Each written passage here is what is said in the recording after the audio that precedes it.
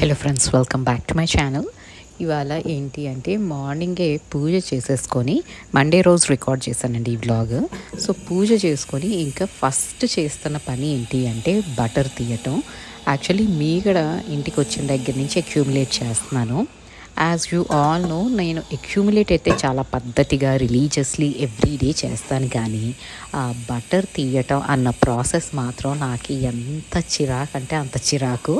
But then ఇంట్లో నెయ్యి కావాలంటే ఈ కొంచెం కష్టమైతే పడాల్సిందే. సో ఎర్లీ మార్నింగ్ చేసేసాను అనుకోండి, కొంచెం పని అంత అనిపించదు అండ్ ఫ్లోలో పడిపోతాను అనేసి నేను ఈ పని మాత్రం మోస్ట్లీ మార్నింగే పెట్టుకుంటాను, before the house help comes అనమాట. సో దట్ ఏమన్నా నెయ్యి బాయిల్ చేసేటప్పుడు ఒకలాంటి స్మెల్ వస్తుంది కదండి, ఆ స్మెల్ ఇంట్లో ఎవ్వరికీ ఇష్టం ఉండదు, అసలు ముందు నాకు కూడా ఇష్టం ఉండదు. సో హౌస్ హెల్ప్ వచ్చి ఇల్లంతా క్లీన్ చేసేసినాక స్మెల్ అయితే పోతుంది కదా, కొంచెం లైజాల్తో కిచెన్ అదంతా క్లీన్ చేయించుకున్నాక అన్న ఇంటెన్షన్తో first thing in the morning I do this. And ఇది చేయటానికి మన వ్యూవర్ ఒకళ్ళు అడిగారు, మీరు నెయ్యి ఎలా చేస్తారో డీటెయిల్డ్గా చెప్పండి అని. బేసికలీ మీగడ అక్యూములేట్ చేసుకుంటానండి అండ్ నేను హ్యాండ్ బ్లెండర్ యూస్ చేస్తాను ఆ మీగడని బీట్ చేయటానికి. యాక్చువల్లీ మీరు మిక్సీ జార్లో కూడా వేసుకోవచ్చు. నాకు ఇది కొంచెం మెస్ ఫ్రీగా అవుతుంది అనేసి నాకు అనిపిస్తూ ఉంటుంది. So I use this hand blender, కానీ నాది చాలా పాతది అయిపోయిందండి. So it's taking approximately 15 to 20 minutes పడుతుంది. అదే ఇప్పుడు వచ్చే బ్లెండర్స్ అయితే హార్డ్లీ 5-10 minutesలో మనకి ప్రాసెస్ అంతా అయిపోయి బటర్ అయితే వచ్చేస్తుంది. అండ్ బటర్ వచ్చినాక దాన్ని ప్రాపర్గా కొంచెం మంచినీళ్ళతో వాష్ చేసుకొని ఇంకా పొయ్యి మీద సిమ్లో పెట్టుకోవచ్చు, లేదా హైలో పెట్టుకొని మీరు కదుపుతూ ఉండొచ్చు నెయ్యి వచ్చేంత వరకు. ఇట్స్ అ సింపుల్ ప్రాసెస్ కానీ మెస్సీ ప్రాసెస్ ఇది.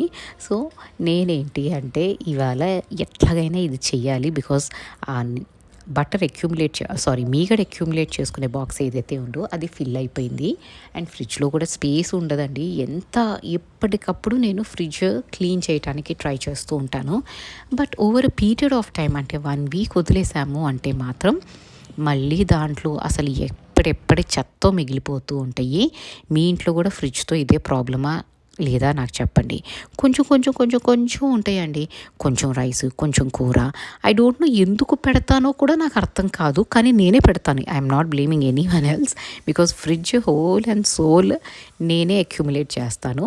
కానీ వీకెండ్ మాత్రం చూసుకొని అన్నీ క్లియర్ అయితే చేసేస్తాను. సో ఎవ్రీ వీక్ ఒకసారి ఫ్రిడ్జ్ని చెక్ చేసుకొని అవసరం లేనివి తీసి డిస్కార్డ్ చేసేస్తూ ఉంటాను.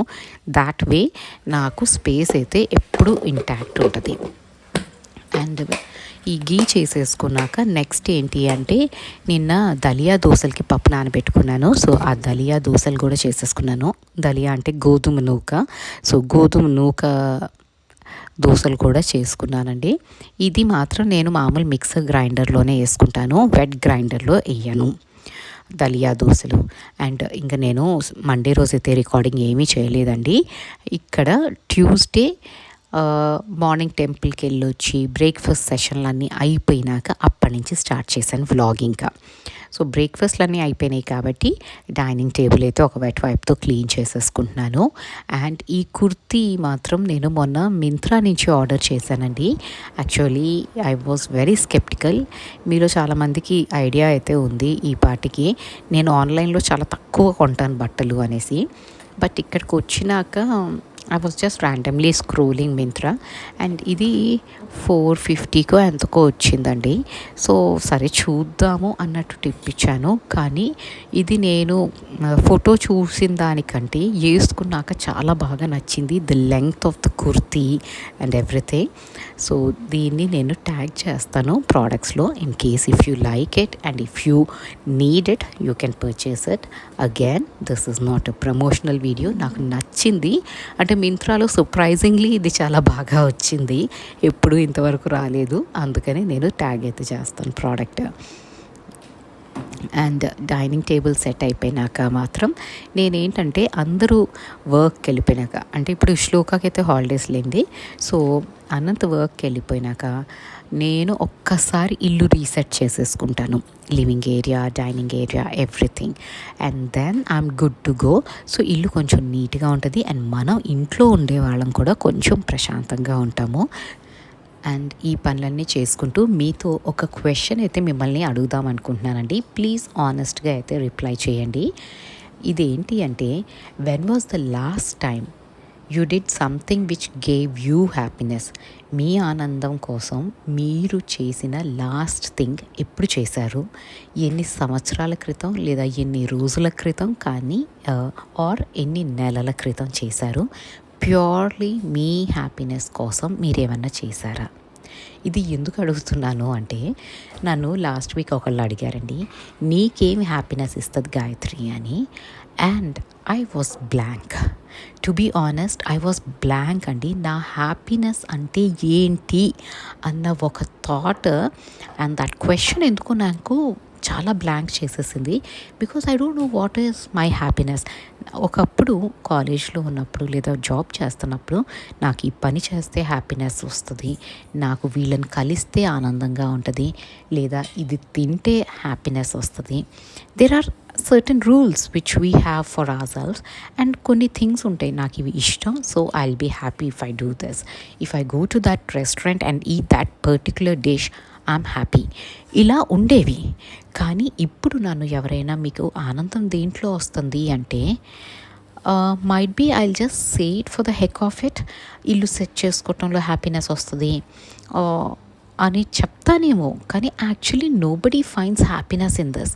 We find peace in doing these things. ఇల్లు సెట్ చేసుకొని ఇల్లు నీట్గా ఉంటే నాకు పీస్ఫుల్గా ఉంటుంది, హ్యాపీనెస్ రాదు. Happiness is totally different from leading a peaceful life. చాలా పీస్ఫుల్ లైఫ్ కూడా బతకచ్చు, కానీ దాంట్లో హ్యాపీనెస్ ఎక్కడో మిస్ అవుతూ ఉంటుందేమో. నాకు మొన్న ఈ క్వశ్చన్ నన్ను అడిగినప్పుడు చాలాసేపు ఆలోచించానండి. నాకు అసలు హ్యాపీనెస్ దేంట్లో వస్తుంది, ఏ పని చేస్తే నేను ఆనందంగా ఉంటాను అన్న ఒక క్వశ్చన్ ఆ రోజంతా ఆలోచించినా కూడా నాకు కొన్ని పాయింట్స్, 4-5 పాయింట్స్ రాయటానికి కూడా చచ్చిపోయానండి.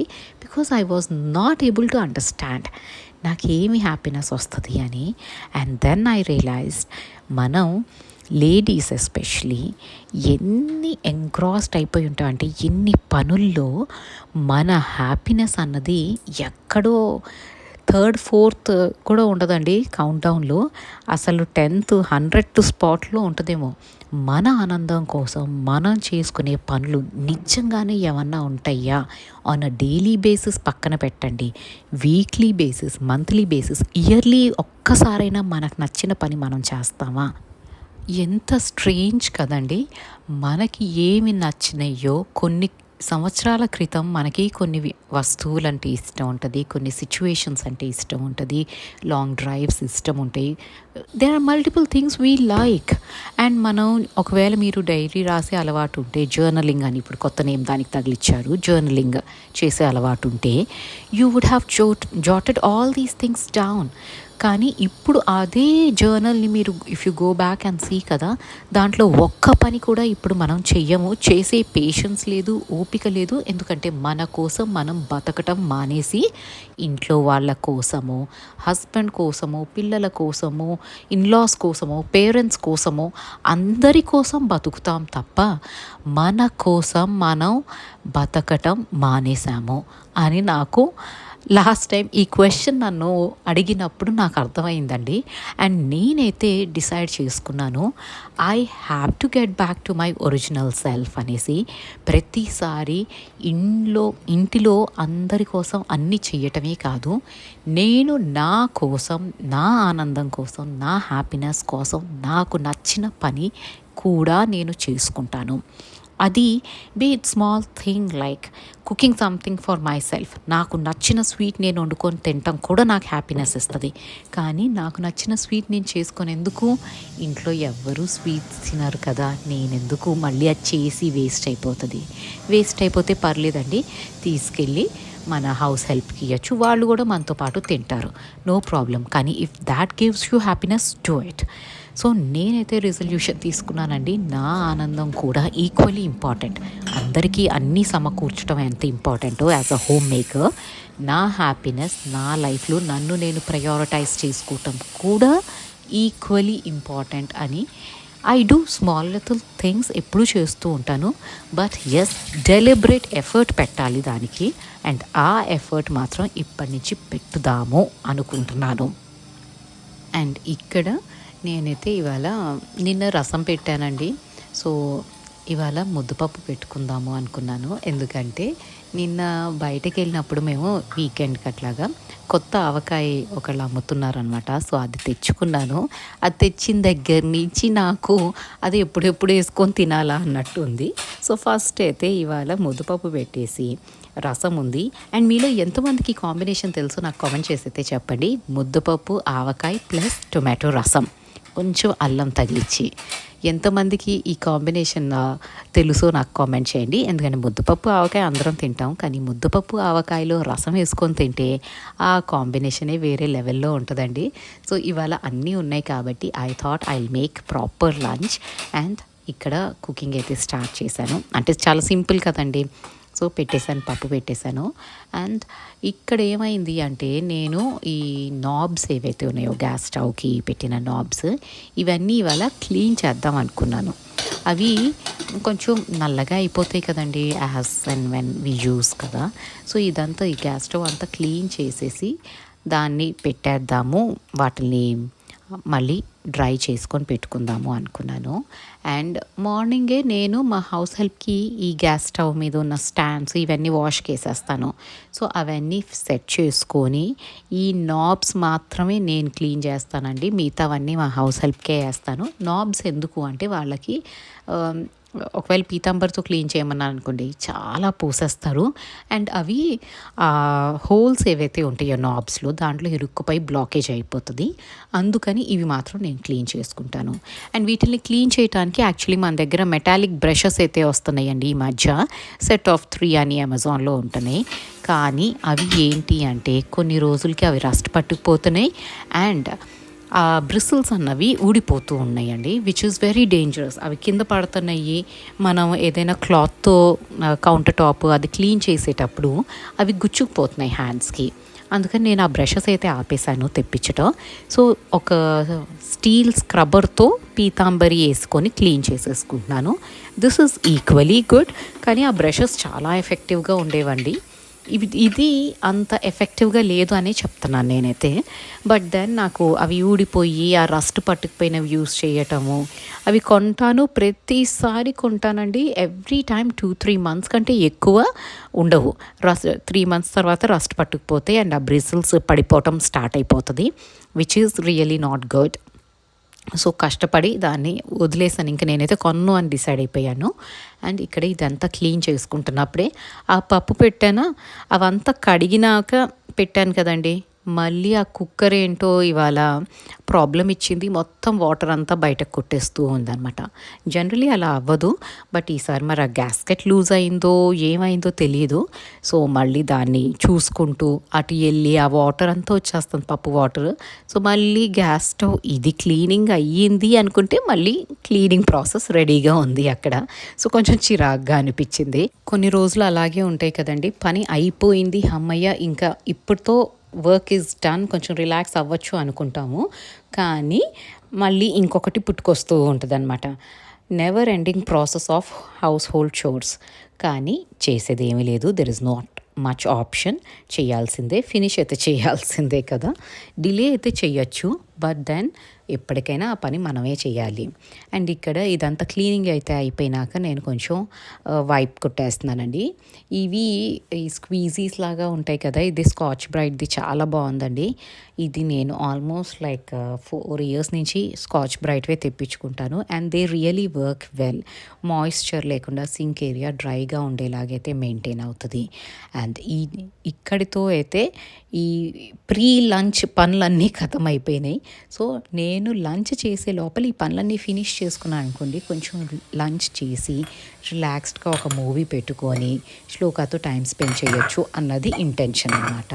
అండ్ ఇక్కడ ఇది చూడండి చక్కగా నీట్గా అయితే వచ్చేసింది. ఆ షైన్ అన్నది మళ్ళీ రీగెయిన్ అయితే అయిపోయింది పీతాంబరితో. సో మీరు కావాలంటే వెనిగర్, బేకింగ్ సోడా ఇవన్నీ వేసుకొని కూడా ట్రై చేయొచ్చు. బట్ ఇట్స్ సింపుల్ ప్రాసెస్ కదా అని నేను పీతాంబరితో క్లీన్ చేస్తాను. అండ్ ఇక్కడ నా హాట్ రైస్, నెయ్యి అండ్ కొత్త ఆవకాయ. అసలు అది చూస్తుంటేనే నోరూరుతుంది కదండి. సో ఇంకా లంచ్ చేసైతే నేనైతే ఈ వీడియో కంక్లూడ్ చేస్తున్నాను. మీకు ఈ వీడియో నచ్చితే కనుక మన రెగ్యులర్ వ్యూవర్స్ అయితే ప్లీజ్ అండి లైక్ చేయటం అస్సలు మర్చిపోవద్దు and hype the video so that it can reach well. And also కొత్త వాళ్ళు ఎవరైనా చూస్తున్నట్టయితే ఈ video, if you do like the content, please do consider subscribing to this channel. Thank you so much for watching this video till the end. Have a great day.